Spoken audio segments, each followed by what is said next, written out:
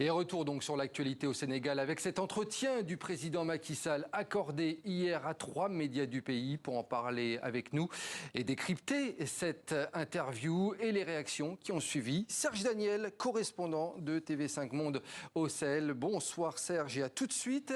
Et puis en plateau avec nous Ousmane Diaye, rédacteur en chef Afrique à TV5 Monde. Bonsoir Ousmane. Bonsoir. Alors Macky Sall l'a donc confirmé, il quittera bien le pouvoir le 2 avril prochain. Aucune nouvelle date avancée en revanche pour la présidentielle qui devait se tenir, je le rappelle, ce dimanche. On l'écoute et on en parle juste après. Comme je vous l'ai dit, ayant prêté serment le 2 avril 2019, le 2 avril 2024, boucle les 5 années calendaires. Donc c'est la fin du mandat. Et moi je compte m'en arrêter à ce mandat. Et je compte donc, après le 2 avril, quitter mes fonctions de président de la République. Je m'en tiens à cela et je le dis très clairement et très solennellement, le 2 avril, j'ai terminé ma mission à la tête du Sénégal. La suite, on verra comment... Pour ce qui est de la date, on verra avec le dialogue, qu'est-ce que le dialogue proposera. Serge Daniel, on vient de l'entendre. Je compte m'arrêter à ce mandat. Déclaration claire et nette de Macky Sall. Oui, mais la déclaration claire, mais nous avons une certitude et des incertitudes. Je vais vous lire un peu la presse, les titres de la presse aujourd'hui sénégalaise. Le Soleil dit par exemple, le président rassure le pays, mais l'info dit Macky souffle le chaud et le froid, et vous avez un autre journal qui dit ni date ni délai. Donc vous avez une certitude et des incertitudes. La certitude, c'est que le président Macky Sall répète encore une fois que le 2 avril c'est terminé. C'est terminé, mais qu'est-ce qui va se passer après? C'est quand même un problème. Alors, ce qui se dit ici, c'est que certains souhaitent plutôt une solution juridico-politique. Alors, est-ce qu'il va tenir les élections? C'est vrai que la Constitution est claire sur un point en cas de vacances, de pouvoir, en cas d'incapacité, etc. Les juristes sont en train de mener le débat actuellement, mais il y a quand même au sein de la classe politique certains qui disent il faut revoir la liste des candidats, comment le faire alors que le Conseil constitutionnel a déjà pris une décision. Donc, il y a beaucoup quand même d'incertitude, malgré le fait que le président sénégalais affirme que le 2 avril, c'est terminé pour lui. Effectivement, une situation n'est pas toujours très claire, Ousmane.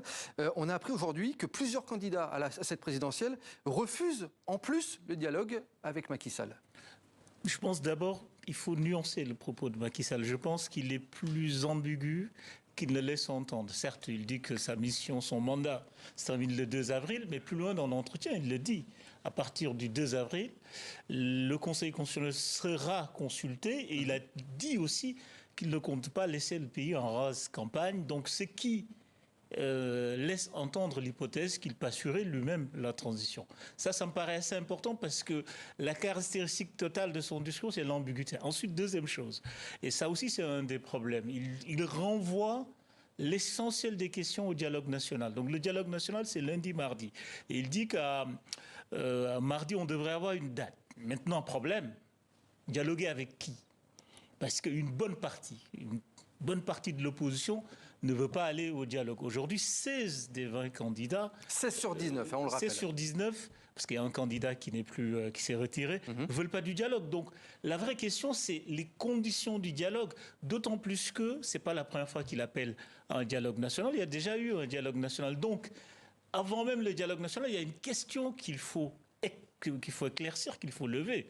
Au fond, la crise politique en cours au Sénégal, c'est une crise de confiance. On a une bonne partie de la société civile, une bonne partie de l'opposition qui dit « nous ne faisons plus confiance en la parole du chef de l'État ». Et de l'autre côté, on a un chef d'État qui semble se mettre au-dessus de la mêlée, qui dit que la crise, je suis l'arbitre. Or, il est l'acteur principal de la crise parce que aussi, il faut le dire, la Constitution, la loi, la responsabilité lui incombe d'organiser des élections à la fin de son mandat, et ce qui n'est pas le cas. Et quels que soient les motifs, de fait, c'est un échec. Et Serge Daniel, Macky Sall, pourtant, souhaite aller vers des élections apaisées, c'est ce qu'il dit. On peut le dire, c'est un pari loin d'être gagné. Selon vous, la crise, elle est loin d'être finie ?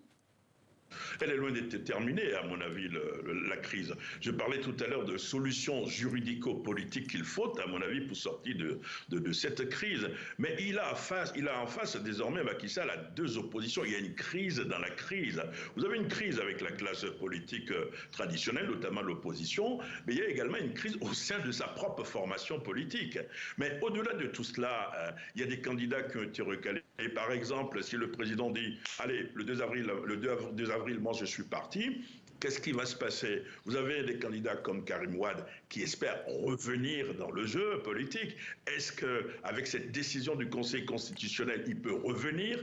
Ou est-ce qu'il faut rebrasser les cartes? Comment justement rebrasser toutes ces cartes? Je dirais que c'est une situation extrêmement difficile et il y a des diplomates ici à Dakar qui se disent très inquiets face à la situation, face au vide qui pourrait, même s'il y a une ambiguïté, comme disait tout à l'heure Ousmane, mais il y a quand même un problème juridique.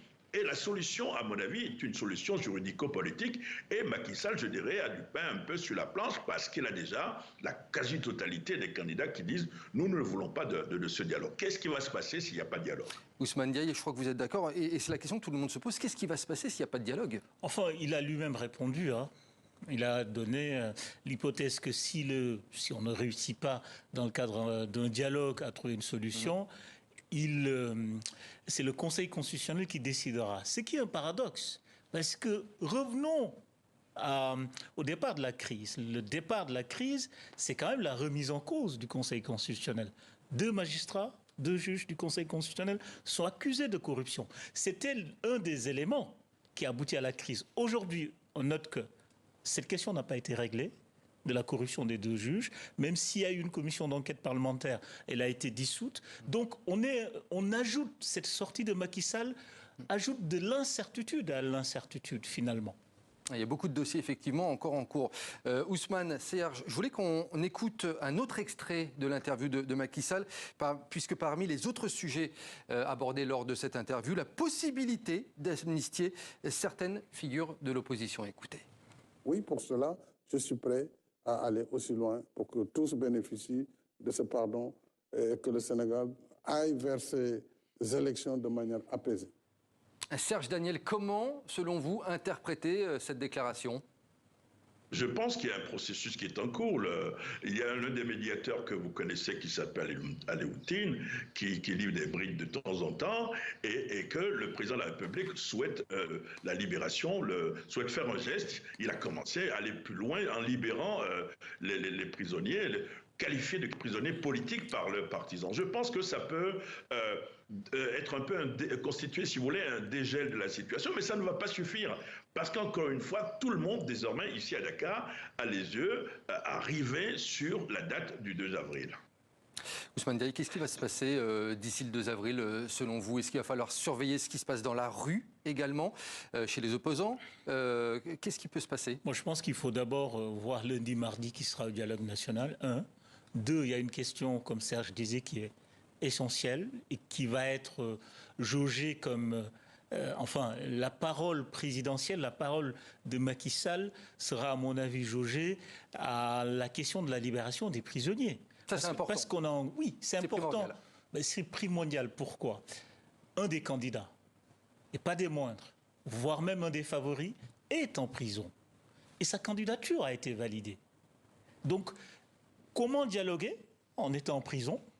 Comment participer à l'élection si elle se tient en étant en prison? Est-ce qu'on peut avoir une élection inclusive sans des candidats favoris? Question. Est-ce qu'on peut dialoguer dès lundi, mardi en ayant un des candidats les plus représentatifs en prison? Est-ce qu'on peut dialoguer dès lundi, mardi en sachant que Ousmane Sonko, qui incarne l'opposition aujourd'hui, est en prison? Donc, il me semble que soit il y a une accélération de l'histoire d'ici lundi, mardi, donc il y a des libérations. Donc là, je pense qu'il peut s'enclencher un vrai dialogue. Sinon, il n'y a pas de geste fort d'ici lundi, mardi. Je pense que le dialogue 2 va être comme la première manche du dialogue, c'est-à-dire se finir par finalement une sorte de huis clos. On va surtout surveiller ce qui se passe pour le sort d'Ousmane Sonko. Je le rappelle, qui est incarcéré depuis fin juillet 2023, surtout. C'est ça. C'est ça.